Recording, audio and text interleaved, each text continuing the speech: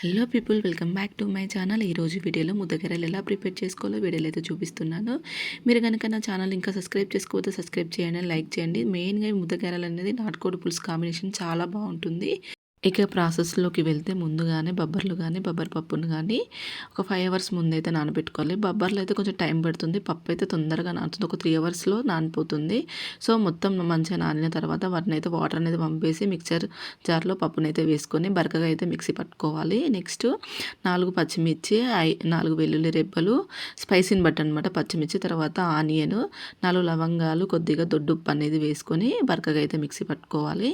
ఈ మిక్సీ పట్టుకున్న దాన్ని నెక్స్ట్ పప్పులో యాడ్ చేసుకోవాలి.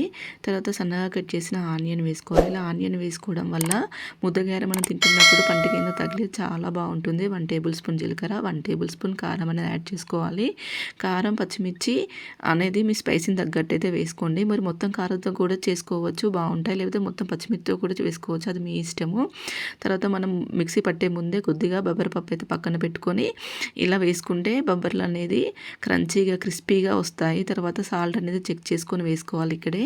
నెక్స్ట్ స్టవ్ పైన కడాయి పెట్టుకొని డీప్ ఫ్రైకి సరిపడా ఆయిల్ అనేది వేసుకోవాలి. కొద్దిగా పిండి ముద్దను తీసుకొని ప్రెస్ చేసి మధ్యలో అయితే హోల్ పెట్టుకొని ఆయిల్ హీట్ అయిన తర్వాత వేసుకోవాలి. తర్వాత మీడియం ఫ్లేమ్లో ఉంచుకొని గోల్డెన్ బ్రౌన్ కలర్ వచ్చేంత వరకు అయితే ఫ్రై చేసుకోవాలి.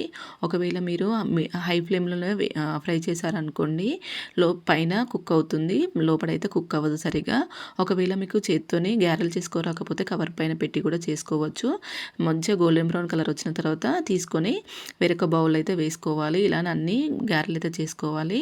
ఒకవేళ పిండి అనేది లూజ్ అయితే బియ్యం పిండి యాడ్ చేసుకొని ముద్దగారెలను చేసుకోవాలి. ఎవరికైతే ముద్దగారెలు విత్ చికెన్ కర్రీ ఇష్టమో వాళ్ళైతే కమెంట్ సెక్షన్లో కమెంట్ చేయండి.